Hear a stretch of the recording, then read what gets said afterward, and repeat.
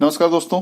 गणित शिक्षण शास्त्र यानी मैथ्स की पेडागोजी मध्य प्रदेश की प्राथमिक शिक्षक पात्रता परीक्षा हो अथवा किसी भी स्टेट के टेट एग्जाम हो अथवा सीटेट हो, उन सभी में ये बहुत महत्वपूर्ण होता है। और आजकल लगभग जितनी भी टेट एग्जाम्स होते हैं उन सभी में इससे संबंधित बहुत सारे प्रश्न पूछे जाते हैं। जनरली जब सब्जेक्ट के कंटेंट्स से रिलेटेड कोई क्वेश्चन आता है तब उसमें भी पेडागोजी को ध्यान रखा जाता है। ये एक विशेष प्रकार का विज्ञान है जो टीचिंग लर्निंग प्रोसेस के लिए इस्तेमाल किया जाता है। तो आइए प्रश्नों की शुरुआत करते हैं। प्रश्न क्रमांक 1, निम्न में से क्या गणित की प्रकृति है? 4 विकल्प हैं। यह अलंकारिक है, यह तार्किक है, यह कठिन है, यह सामान्य लोगों के लिए नहीं है। दोस्तों, इस प्रश्न का स्वाभाविक उत्तर दूसरा होगा, यह तार्किक है। किंतु इन सभी पर सोचना, विश्लेषण करना बहुत आवश्यक है, क्योंकि विश्लेषण की क्षमता शिक्षक में होनी चाहिए। यदि हम पहले विकल्प की तरफ विचार करें तो यह अलंकारिक है। दोस्तों, गणित को रुचिकर बनाने के लिए अलंकारिक बनाया जाता है, लेकिन गणित की प्रकृति की बात है वो स्पष्ट होती है, तर्कों पर आधारित होती है और यथा स्थिति अर्थात वस्तु स्थिति पर निर्भर करती है। इसलिए यह अलंकारिक नहीं होती है। इसको सजाया संवारा नहीं जाता है दूसरी अन्य चीजों से। हाँ, विधियों के आधार पर इसे रुचिकर जरूर बनाया जा सकता है। तो इस तरह पहला हमने कैंसिल कर दिया। दूसरा, यह तार्किक है। लॉजिकल तो निश्चित तौर पे होता है और ये पूरी तरह तर्क और सत्य की कसौटी पर कसा जाता है, तब जाकर गणित की वास्तविक अवधारणाएं सामने आती हैं। तीसरा, यह कठिन है। कठिन बिल्कुल नहीं है, क्योंकि इसकी आवश्यकता दैनिक जीवन इंसान जगत के लिए पड़ी है और जितने भी जीव जंतु होते हैं सभी इस गणित का इस्तेमाल करते हैं, भले ही वो उनकी अपनी भाषा हो। लेकिन मानव ने, इंसानों ने जो विज्ञान में प्रगति की है वो गणित के आधार पर ही की है। तो इस तरह यह कठिन है ये कहना बिल्कुल सही नहीं होगा। चौथा विकल्प, यह सामान्य लोगों के लिए नहीं है। दोस्तों, यह सामान्य लोगों के लिए ही है ताकि वो अपनी दिनचर्या और अपने जितने भी वो कामकाज हैं वो भली भांति कर सकें। तो इस तरह प्रश्न क्रमांक 1 का सही उत्तर दूसरा ही होगा। दूसरा प्रश्न हल करते हैं। निम्न में से किसने कहा कि गणित वह विज्ञान है जिसमें आवश्यक निष्कर्ष निकाले जाते हैं? दोस्तों, गणित एक इस तरह का विज्ञान है जिसमें बहुत सारे तथ्यों के आधार पर कुछ निष्कर्ष निकाले जाते हैं और उससे नियम बनाए जाते हैं। ये बात कही थी बेंजामिन पेरिक ने, तो इसे याद इसी तरह रखना होगा। प्रश्न तीसरा, बालक के सर्वांगीण विकास के लिए गणित विषय का अन्य विषयों से सहसंबंध होना चाहिए, क्योंकि इससे 4 बातें यहां पर लिखी हुई है। कौन सा क्या होगा वो हमें चयन करना है। छात्रों का दृष्टिकोण विस्तृत बन जाता है। निश्चित तौर पे दृष्टिकोण विस्तृत बनता है, क्योंकि ये संकीर्ण दृष्टिकोण नहीं रखते और वास्तविकता से रूबरू होते हैं। छात्र संचित ज्ञान से नए ज्ञान का संबंध जोड़ता है। निश्चित तौर पर हमने कई तरह के जो कंटेंट्स पर पहले स्टडी की थी और आप भी देखते होंगे कि यदि जब तक कि भाग देने की प्रक्रिया में पारंगत ना हो और गुणा करने की प्रक्रिया में पारंगत ना हो तब तक एलसीएम और एचसीएफ नहीं निकाला जा सकता है। इस तरह आप किसी भी ज्ञान, किसी भी फैक्ट को, किसी भी चैप्टर को यदि यहाँ पर इस्तेमाल करें तो पुराने ज्ञान के आधार पर नए ज्ञान से संबंध जोड़ता है। छात्र सभी विषयों को महत्वपूर्ण मानता है, बिल्कुल सही, क्योंकि यहाँ पर बात की गई है बालक के सर्वांगीण विकास के लिए गणित विषय का अन्य विषयों से सहसंबंध होना ही चाहिए।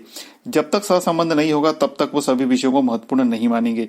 तो दूसरे विषयों की भी यदि आवश्यकता पड़ती है, उसका भी यदि छात्र अध्ययन करता है, स्टडी करता है, तो उसे गणित की भी आवश्यकता पड़ती है। इसलिए छात्र सभी विषयों को महत्वपूर्ण मानते हैं।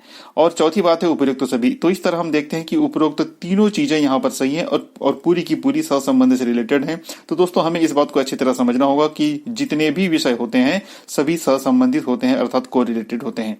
तो इस तरह इस प्रश्न का सही उत्तर होगा विकल्प 4। आगे बढ़ते हैं प्रश्न क्रमांक 4 की ओर। गणित के नियम व निष्कर्ष होते हैं। गणित के द्वारा जो भी नियम बनाए जाते हैं अथवा जो भी निष्कर्ष इससे निकाले जाते हैं वो कैसे होते हैं? वस्तुनिष्ठ। वस्तुनिष्ठ का अर्थ होता है एक और सिर्फ एक अर्थ, एक और सिर्फ एक रिजल्ट। दोस्तों, जैसे फॉर एग्जांपल हम बात करें 2 में 2 जोड़ेंगे तो वो इंडिया में भी 4 ही होगा, यूएसए में भी 4 ही होगा और कनाडा में भी 4 ही होगा। तो इस तरह वस्तुनिष्ठ इसके निष्कर्ष होते हैं। दूसरा होता है सार्वभौमिक, अर्थात एक ऐसा नियम बनता है जो प्रत्येक परिस्थितियों में उस विषय पर लागू होता है, उस चैप्टर पर लागू होता है, उस टॉपिक पर लागू होता है। इसलिए हम इसे सार्वभौमिक यूनिवर्सल भी कह सकते हैं।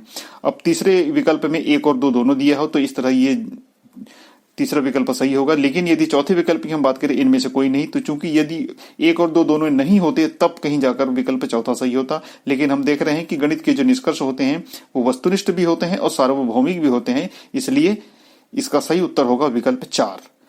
प्रश्न 5, विद्यार्थी गणित की संकल्पनाओं और सिद्धांतों के अर्थ को समझता है। यह अधिगम के किस उद्देश्य की प्राप्ति है?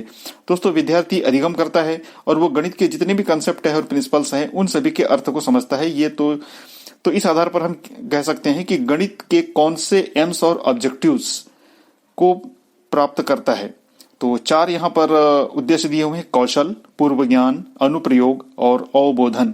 दोस्तों, कौशल या स्किल्स की हम जो बात करें तो स्किल्स में गणित की संकल्पना और सिद्धांत के अर्थ को समझना कौशल नहीं होता, बल्कि उस बात को समझने के लिए जो वो प्रक्रिया अपनाता है उस प्रक्रिया में वो कुशलता प्राप्त कर सकता है। लेकिन जो निष्कर्ष निकलते हैं, जो सिद्धांत बनते हैं, उसमें कुशल हो हम ये नहीं कह सकते।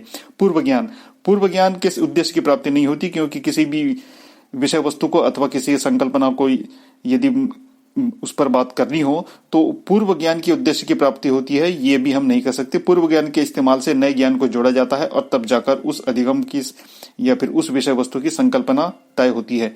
तो विकल्प 2 भी सही नहीं होगा। अनुप्रयोग, सिद्धांतों का अनुप्रयोग तो किया जाता है, लेकिन यहाँ पर जिस उद्देश्य को लेकर बात की गई है तो ये उद्देश्य रखना कि छात्र किसी विशेष सिद्धांत में पारंगत हो गए हैं, उसका अब उपयोग करना सीख गया है, तो अब अधिगम की प्राप्ति हो गई है। दोस्तों, उपयोग करना या अनुप्रयोग करना ये उद्देश्य सिद्धांतों के आधार पर अधिगम की या उद्देश्य की प्राप्ति होती है, हम ऐसा भी नहीं कह सकते। किंतु जो सबसे चौथा है अवबोधन, अर्थात उसकी समझ रखना। कोई भी गणित का जो सिद्धांत दिया जाता है, आवश्यक है कि उस सिद्धांत को स्टूडेंट अच्छी तरह समझ लें।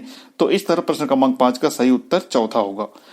6वां प्रश्न, गणित को कहा जाता है विद्यार्थियों का दुश्मन, शक्तिशालियों की शक्ति, मन की भाषा और मस्तिष्क का व्यायाम। दोस्तों, निश्चित तौर पर इसका चौथा उत्तर ही सही है, लेकिन यदि बाकी 3 विकल्पों को यदि हम देखें तो ये विद्यार्थियों का दुश्मन बिल्कुल नहीं है, क्योंकि विद्यार्थियों का दोस्त है। और यदि उस विद्यार्थियों को गणित की समझ अच्छी तरह होती है तो ये समझ जाना चाहिए कि चूंकि गणित भी एक विज्ञान ही होता है, विज्ञान को पूरी तरह गणित के द्वारा ही सिद्ध किया जाता है, उनकी बातों को समझा जाता है। इसलिए कभी भी विज्ञान अथवा गणित विद्यार्थियों की दुश्मन नहीं होती, बल्कि वो उसको जीवन में काम आने वाली सबसे महत्वपूर्ण बात होती है, सबसे महत्वपूर्ण ये तथ्य होता है, सबसे महत्वपूर्ण कार्य होता है। तो इसलिए विद्यार्थियों को दुश्मन कतई नहीं होता। शक्तिशालियों की शक्ति, अब यहाँ पर पावर या फिजिकल पावर या मेंटल पावर की बात आ जाती है।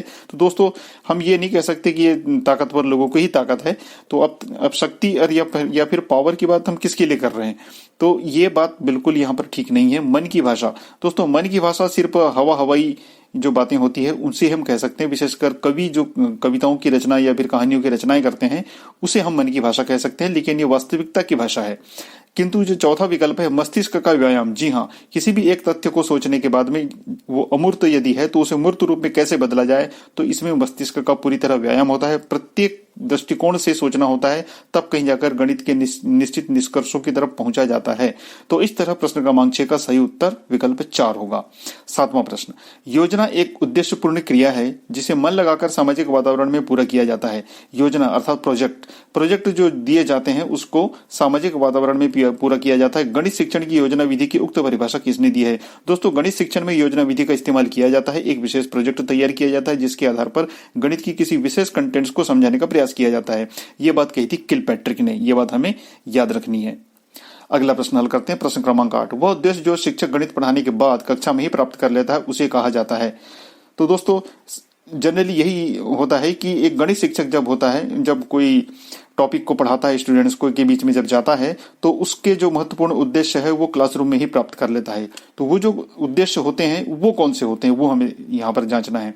पहला विकल्प सांस्कृतिक उद्देश्य। दोस्तों, गणित पढ़ाने का उद्देश्य सांस्कृतिक कतई नहीं होता, क्योंकि सांस्कृतिक उद्देश्य जो होते हैं रीति रिवाजों परंपराओं से संबंधित होते हैं और ये प्रत्येक क्षेत्र में अलग अलग होते हैं। जबकि हम जानते हैं कि गणित वस्तुनिष्ठ और सार्वभौमिक होता है, इसलिए हम सांस्कृतिक उद्देश्य बिल्कुल नहीं कह सकते। दूसरा शैक्षणिक उद्देश्य, जी हाँ, शैक्षणिक उद्देश्य होते हैं। किंतु अगला विकल्प भी हम देखें सामाजिक उद्देश्य, सामाजिक रीति रिवाज परंपराएं या फिर सामाजिक जो रस्में होती हैं अथवा समाज ने जो व्यवस्था बनाई है उस व्यवस्था का उद्देश्य को प्राप्त करना गणित का उद्देश्य कतई नहीं होता। गणित का उद्देश्य वास्तविकता से संबंधित होता है और इसमें गणनाएं करना इस तरह की बातें होती हैं, तो हम सामाजिक उद्देश्य को भी यहाँ से नकार देते हैं। किंतु चौथा होगा ही नहीं, क्योंकि हमने सांस्कृतिक और सामाजिक उद्देश्य को यहाँ पर कट कर दिया है, तो चौथा विकल्प बिल्कुल नहीं होगा। इसका सही उत्तर होगा विकल्प दूसरा। आगे बढ़ते हैं प्रश्न क्रमांक 9 की ओर। यह वास्तविक है कि गणित को बहुत से छात्र कठिन समझते हैं, अतः स्कूल और शिक्षक द्वारा ठोस कदम उठाए जाने चाहिए जिससे छात्रों के गणित के स्तर को बढ़ाया जा सके। दोस्तों, यहाँ पर यह जो बात कही गई, जनरली जितने भी आयोग होते हैं सभी ये बात कहते हैं, लेकिन यहाँ पर जो ठोस कदम उठाने की बात है ये बात कही गई है इन चारों में से। यदि हम चेक करें, माध्यमिक शिक्षा बोर्ड का, मुदलियर आयोग का, राधाकृष्ण आयोग का। दोस्तों, आजादी के बाद से सबसे पहले जो जो आयोग बनाए गए थे वो राधाकृष्णन आयोग था, उसके बाद माध्यमिक शिक्षा बोर्ड था, फिर मुदालियर आयोग था। तो इस तरह इन आयोगों में बहुत सारी संस्तुतियां या प्रस्ताव दिए गए हैं जो विशेषकर स्कूली शिक्षा और कॉलेज एजुकेशन के लिए थे। लेकिन इस तरह की बात नई राष्ट्रीय शिक्षा नीति 1986 में यह बात कही गई है, विशेषकर गणित के रूप में, और इसी के आधार पर ऑपरेशन ब्लैक बोर्ड और दूसरी तरह की योजनाएं चलाई गई हैं। तो इस तरह प्रश्न क्रमांक 9 का सही उत्तर उसका विकल्प 3 होगा। तो इसके लिए आप एक बार नई राष्ट्रीय शिक्षा नीति 1986 की बात को देख लें, और साथ ही एनसीएफ 2005 में भी इस तरह की बातें की गई है, तो वहां भी हम इस तरह की बात देखते हैं। तो आगे बढ़ते हैं प्रश्न क्रमांक 10 की ओर। गणित शिक्षण में शिक्षक को निम्नलिखित बात ध्यान नहीं देना चाहिए। गणित शिक्षण करते समय शिक्षक को कौन सी बात ध्यान नहीं देना चाहिए, यानी इसमें से कोई एक बात ऐसी होगी जिसकी तरफ ध्यान नहीं देना चाहिए, बाकी 3 बातों की तरफ ध्यान देना चाहिए। तो हम ये देख लेते हैं कि ऐसी कौन सी 3 बातें हैं जिनकी तरफ गणित शिक्षक को ध्यान देना चाहिए। पहला, व्यवहारिक जीवन से विषय का संबंध हो, मानसिक शक्तियों का विकास हो, जाति प्रतिष्ठा का उपाय हो और आनंद की प्राप्ति ना हो। दोस्तों यहाँ पर व्यवहारिक जीवन से विषय का संबंध होना ही चाहिए, इसकी तरफ ध्यान देना चाहिए, लेकिन इस प्रश्न में पूछा गया ध्यान नहीं देना चाहिए। तो दोस्तों इसकी तरफ ध्यान देना चाहिए, तो ये पहला विकल्प जो है इस प्रश्न का उत्तर नहीं होगा। मानसिक शक्तियों का विकास हो, बिल्कुल गणित शिक्षण के दौरान तर्क करना और चिंतन करना और विश्लेषण करना, इस क्षमता का विकास किया जाना बहुत जरूरी होता है, इसलिए यहाँ पर मानसिक शक्तियों का विकास जरूरी है गणित शिक्षण के दौरान। तो चूंकि प्रश्न है नहीं देना चाहिए, तो हम दूसरे विकल्प को भी यहाँ पर कैंसिल कर देते हैं। जाति प्रतिष्ठा का उपाय है। दोस्तों यहाँ पर जो जाति प्रतिष्ठा की बात आई है, ये किसी जाति विशेष पर नहीं है, हम इसको सामाजिक दृष्टिकोण से जाति की परिभाषा ना लें, बल्कि उस वर्ग विशेष की अथवा उन छात्र विशेष की हम बात करें जहां पर उनको गणित शिक्षण के दौरान उन्हें कुछ बातें सिखाई जाती हैं। तो इस तरह प्रश्न जो विकल्प 3 है इसकी तरफ ध्यान दिया जाना चाहिए। प्रतिष्ठा का भी यहाँ पर ध्यान रखा जाता है, वास्तविकता से जो संबंधित रहता है, इसलिए इस प्रश्न का सही उत्तर होगा विकल्प 4, आनंद की प्राप्ति ना हो। जी हाँ, गणित शिक्षण के दौरान इस बात की तरफ ध्यान नहीं देना चाहिए कि किसी विशेष विषय को पढ़ते समय, विशेषकर गणित शिक्षण के दौरान, आनंद की प्राप्ति हो रही है अथवा नहीं हो रही है। तो दोस्तों आनंद मिले अथवा ना मिले, किंतु जो वास्तविकता है, जो सच्चाई है, जो तर्कों पर आधारित जो विषय वस्तु है, तर्कों पर आधारित जो बातें हैं, वो सीखना बहुत जरूरी होता है। तो प्रश्न क्रमांक 10 का सही उत्तर होगा विकल्प 4। आइए आगे बढ़ते हैं प्रश्न क्रमांक 11 की ओर। गणित शिक्षण का वास्तविक उद्देश्य ज्ञान प्राप्त करना नहीं है, वरन शक्ति प्रदान करना है। यह कथन किसका है? तो दोस्तों यह कथन दिया था डेटन ने। गणित शिक्षण का वास्तविक उद्देश्य, इन्होंने एम्स और ऑब्जेक्टिव्स पर बात की थी कि गणित के क्या उद्देश्य होना चाहिए। तो इसमें उन्होंने कहा था ये ज्ञान प्राप्त करना नहीं, अर्थात एक सीधी तथ्यों के बारे में जानकारी प्राप्त करना नहीं, जैसे कि ये कहा जाए कि वृत्त का क्षेत्रफल होता है पाई आर स्क्वायर। तो इस तरह जानकारी रख लेना ये उद्देश्य नहीं है गणित शिक्षण का, बल्कि शक्ति प्रदान करना है। किस तरह की शक्ति? कि किसी भी तरह की कोई बात सामने आए तो हम उसे गणितीय स्वरूप में किस तरह हल करें। तो ये बात डेटन ने कही थी। तो इस तरह दोस्तों हमने इन अभी तक कुल 11 प्रश्नों को हल किया है, और आप देखेंगे कि इन 11 प्रश्नों को हल करते समय, चूंकि यहां पर हमने इस पीडीएफ जो बनाते समय, स्लाइड बनाते समय उत्तर भी यही लिखा है, ताकि आप बाद में जब कभी इसको स्लाइड मोड में कन्वर्ट करके पढ़ें तो उत्तर भी आपको वही मिल जाए और आप स्वयं भी विश्लेषण करने की क्षमता आप में भी विकसित हो सके।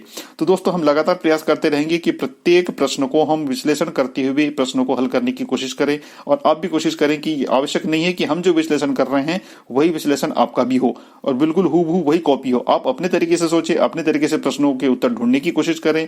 यह भी संभव हो सकता है कि किसी एक प्रश्न का हम यदि एक उत्तर निर्धारित करते हैं तो आप भी कोई उससे संबंधित कोई दूसरा उत्तर डिसाइड कर ले, किंतु आपके पास अकाट्य तर्क होने चाहिए, और यदि आपके पास तर्क है तो आपका उत्तर सही है।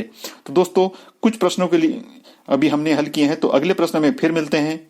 तब तक के लिए नमस्कार, जय हिंद।